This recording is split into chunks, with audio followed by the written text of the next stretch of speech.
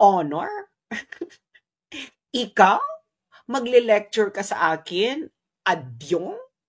About honor? What do you know about honor? Unang-una, Adyong, if not for your parents, if not for your father's name, you would be nothing. You only inherited whatever they achieved. But besides that, you have achieved nothing. Katulad ka ng maraming mayayaman sa Pilipinas na kung hindi dahil sa mga magulang nila, they cannot pull themselves from the bootstraps. I did pull myself from the bootstrap. Habang ikaw ay nakakasasaka sa mga pinapalamon ka ng mga magulang mo, ako po ay nagbabanat na ng buto. Alam mo, Congressman Adjong, pag congressman ka sa United States, tanggal ka na sa ginagawa mong ito ng pamilya mo. Sinusigurado ko sa'yo, this is corruption. Paki-share dahil maghuhubaran tayo ng maskara, hindi ba? Dahil ang topic natin ngayon ay honor. H-O-N-O-R. Honor. Ayan. Di ba? Gusto makipagbardago lang nito ni Congressman Adyong. Okay, let's do it, no? Pero bago ang lahat, paki-share po muna sa inyong mga GC, sa inyong mga wall, sa inyong mga Facebook group, lalo na po sa ating mga Muslim brothers and sisters. Dahil meron po akong importanteng itatanong sa ating mga Muslim brothers and sisters. Meron ba tayo dito mga Muslim brothers and sisters? Pakisabi lang po kung yes, kasi may gusto lang po akong tanungin na naayon sa inyong relihiyon. Kaya gusto ko talaga na malaman ang sagot. So meron po ba tayo ditong Muslim brothers and sisters? Meron po ba tayo ditong Muslim brothers and sisters? Meron po ba tayo ditong Muslim brothers and sisters? Ayan. Sana meron po tayong Muslim brothers and sisters. Ayan. Kasi gusto ko lang po talagang malaman ang sagot sa itatanong ko. Okay. Pakiclick na po ang share. Yung mga kakarating lang po. Magandang gabi. At ikaw, Congressman Adjong, makinig ka. Hindi ba? At yung iba pa, sana makinig din, no? At lalo na yung mga Muslim brothers and sisters natin. At kasi sila lang makakasagot ng tanong ko. So yung mga Kristiyano dyan, medyo raw form muna kayo kasi hindi nyo to relihiyon. So ang tanong ko nito ay para sa ating mga Muslim brothers and sisters. Hindi ba? Okay. Ngayon, ano ba ang konteksto ng ating ngayong chika boom boom? Okay. Pakiclick na ang share. Click share. Click share. Click share. Okay. Ngayon, ito kasi, may nagsabi sa akin, kasi hindi man ako aware sa mga nangyayari, no? So may nagsabi sa akin, Adyong claps back at Sasot, may honor pa ba siya? Ayan. So sabi binalita ito ng Manila Bulletin, kanina lang, 2 hours ago. Sabi, Lanao del Sur, 1st District, Zia Alonto Adyong wondered out loud Thursday whether or not controversial vlogger Sas Rogando Sasot still had a sliver of honor left in her. Ayan, o di ba pinagtabi ka kami ni Adyong, pwede ako maging first lady, no? Charot.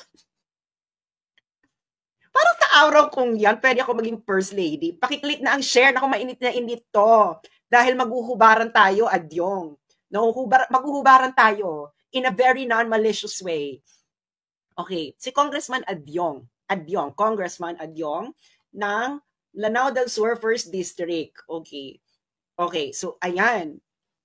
So ngayon, ito ang balita, okay? Ang balita, Diyos ko naman, pinagkakakitaan nyo na naman ako mga mainstream media kayo for the views. Anyway, okay, sabi dito, Lanao del Sur 1st District, Zia Alonto Adyong wondered out loud Thursday whether or not controversial vlogger Sas Rogando Sasot still had a sliver of honor left in her. Adyong said this in his retort to Sasot, who branded the House of Representatives, of which the Solon was a part of, as a very, very corrupt institution. Siyempre, hindi niya sinagot kung corrupt ba sila o hindi. Ang sinagot lang niya, una sa lahat, may honor pa ba siya? Yun ang sabi ni Adyong, may honor pa ba siya? Sabi niya, I mean, these are people who portray themselves as heroes, but do not have the honor to face a legitimate investigation and to face the public and explain themselves under oath kung bakit may mga sinasabi silang mga hindi tama at hindi totoo.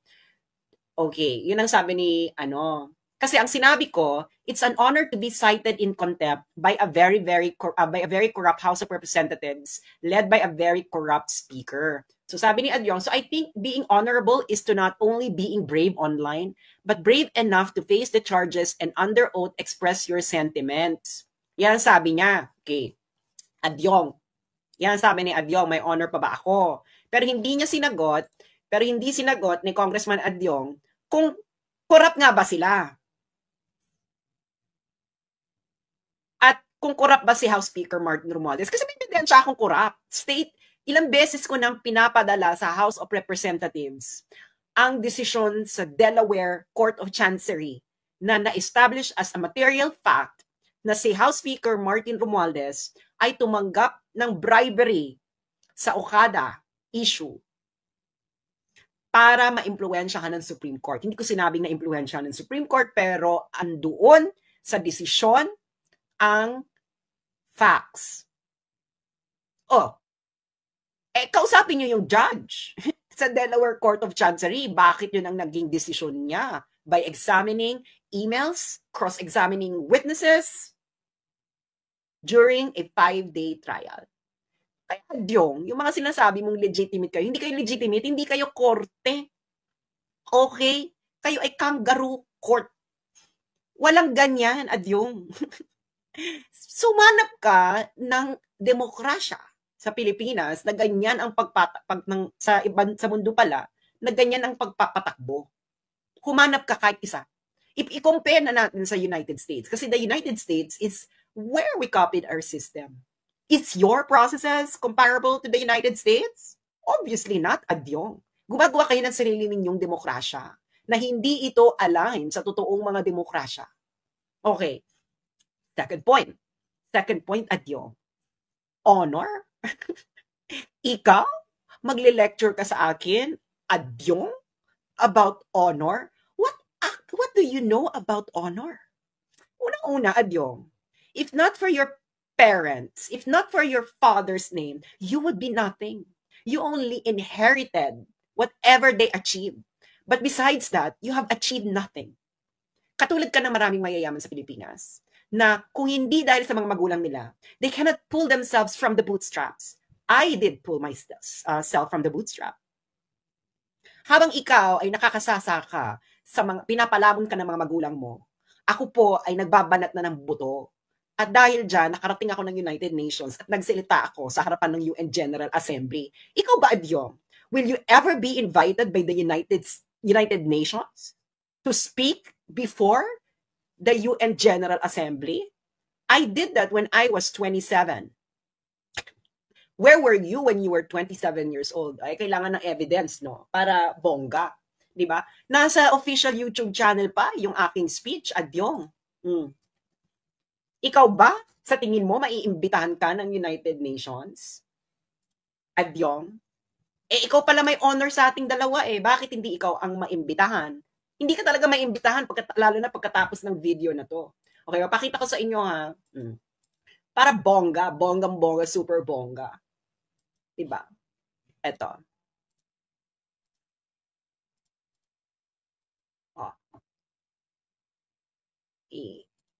Diba? Ayan, Adyong, dapat may ganyan ka kung may honor ka. Dapat yung pinapakinggan ka ng mundo kung ikaw sa ating dalawa ang may honor. Pero ikaw ang walang honor, no? Ikaw ang walang honor sa ating dalawa, lalo na sa sasabihin ko ngayon. Kaya wala kang karapatang mag-lecture sa akin kung ano ang honor at kung may honor bakit wala. Dahil unang-una, ikaw, kung hindi mo kayang magbanat sa sarili mong buto, pinalamon ka ng mga magulang mo at lahat ng natatamasa mo ngayon ay hindi dahil sa pagbabanat mo ng sarili mong buto. Okay? You are nothing but an extension of your parents. Tama ba ako? Ano ba yan? Mahina ang aking internet ngayon. Ayan. Basta yan. Andiyan ako, Adyong. UN. Ikaw, sa tingin mo maiimbitahan ka, Adyong, sa United Nations para i-address ang UN General Assembly sa buong buhay mo? I don't think so. Lalo na pagkatapos itong video na to. Hindi ba? Okay, bakit ikaw ang nagle-lecture sa akin, Adyong? Okay. Eto kasi, buti na lang may mga nag-save nito, no? Kasi, yung For the Motherland page ko, bago yan natanggal, iniisa-isa ko ang mga congressman. Iniisa-isa ko ang mga congressman dahil sila ay may mga construction company na nakakakuha ng kontrata ang construction company ng pamilya nila mula sa DPWH. Buti may nakapag-save nito.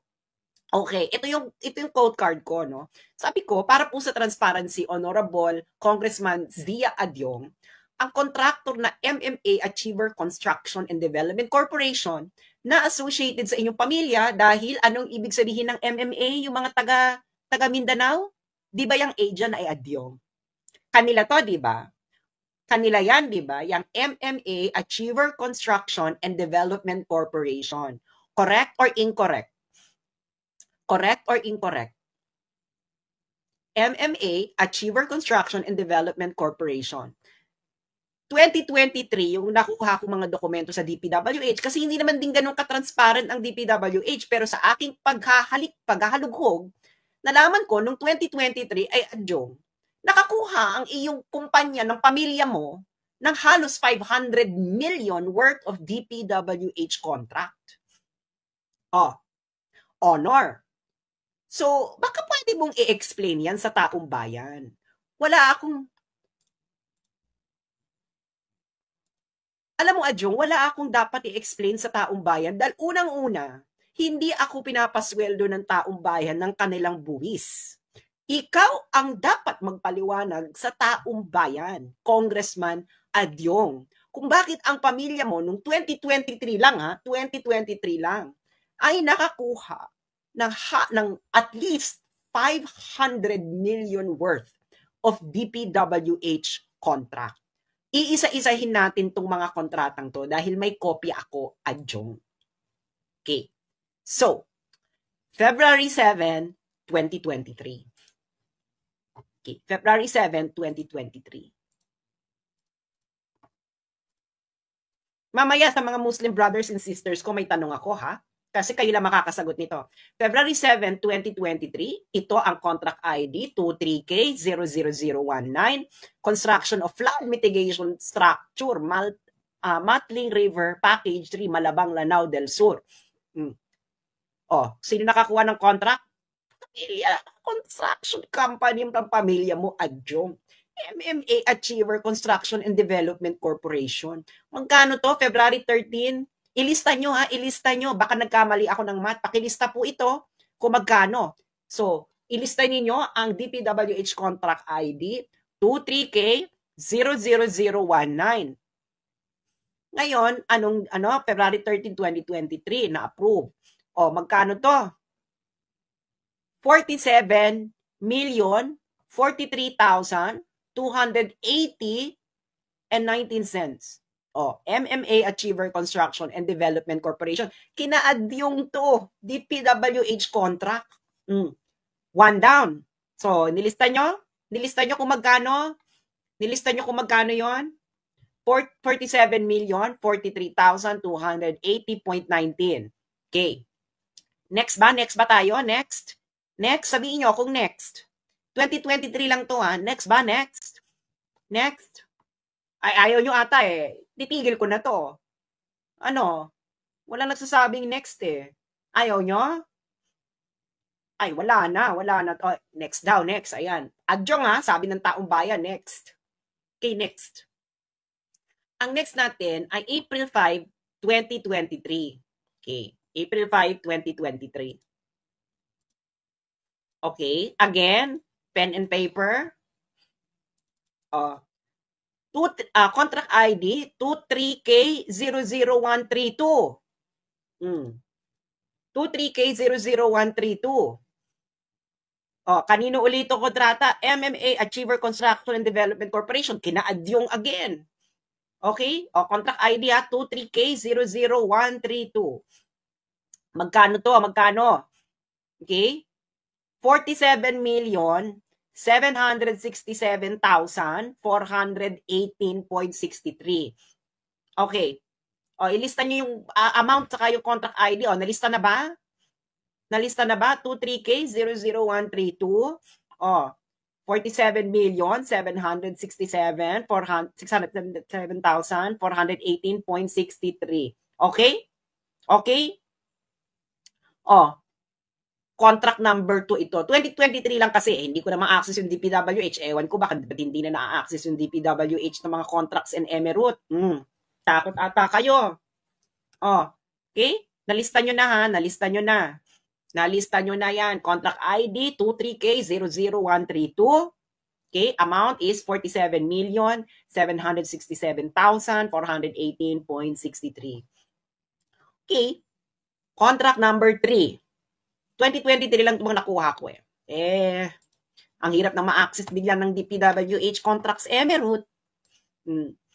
Next contract. Next contract tayo, mga friends. Okay? Contract ID. 23K. Contract ID, ilista nyo ha. 23K00166. Tama ba yan? 23K. 23K, okay. 23K00166. Kanino ito? MMA Achiever Construction and Development Corporation. Kanino uli ito? Kina Adyong. Okay. Magkano itong DPWH contract na ito? Contract ID 23K00166. Isulat nyo ha, isulat. Magkano ito? 114,640,737.09. Anong pang ilan to? Contract number 3. 2023 lang to. 114,640,737.09. Okay. Contract ID 23K00166. Okay. Amount 114,640,737.09. Sana nililista nyo ha. Sana nililista nyo. Okay? Kasi ito total natin yan lahat kung tama yung math ko. Okay, contract number 4. 2023. Okay. Okay, 2023 ito, next contract. Next contract is contract ID 23K00144. Isulat nyo, 23K00144. Okay. Okay, kanino uli? Kina Adyong uli. Bongga to. MMA Achiever Construction and Development Corporation. Okay, 23K00144. Okay. Okay, magkano? Magkano? 114,633,150.53. Okay. Again, ilista nyo yan ha. Contract ID 23K00144. Amount 114,633,150.53. Okay na? Okay, next contract. Hindi pa tayo tapos. Hindi pa tayo tapos. Okay, hindi pa tayo tapos, no? Contract number 5 na ba tayo? Okay, contract number 5. Contract number 5.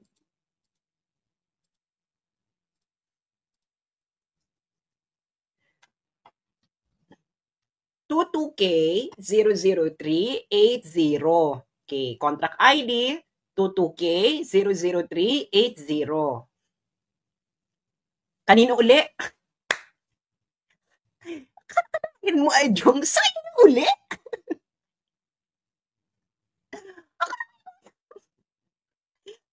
Alam, I don't know. Okay, magkano to? Magkano? Mio Santissima Trinidad. 22K00380. 50,776,435.60. Okay, ulitin natin ang amount. 50,776,435.60. Okay, ang kanyang contract ID ay 22K00380. Kina Adyong uli yan. Asa na ba ako? Nawawala na ako. Okay, contract number 6. Ay, ako, hindi pa tayo tapos.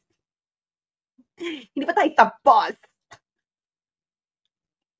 Okay, sabihin niyo kung may mga umuulit-ulit na, nalilito na ako dahil ang laki ng kaperahan na 'to. Okay. Okay. Okay. Adjong. Contract ID 23K00325. Okay. Oh. Sa inyo na naman, adjong. Whew! Idol! MMA Achiever Construction and Development Corporation. 23K00325. Okay? 23K00325.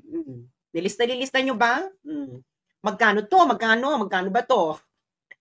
38,213,994.04.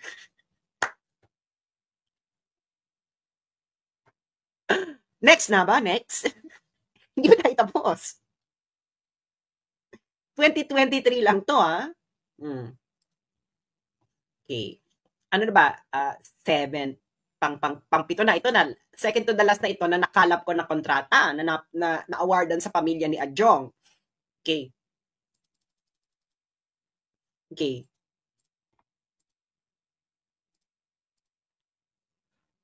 Okay. Contract ID 23K00134. Diba? 23K00134. Adjong. Kanino to? Kila Adjong uli. Kapal ng mukha nito, no? 23K00134. Magkano? Okay. 45,705,472.63. Paki-click yung share, yung mga hindi pa nag-share, click share. 45,705,472.63. Okay.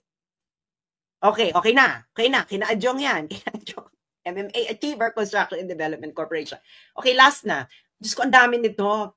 Guys, 2023 lang to, 2023 lang to. Hindi ko pa nakikita yung 2024. Okay?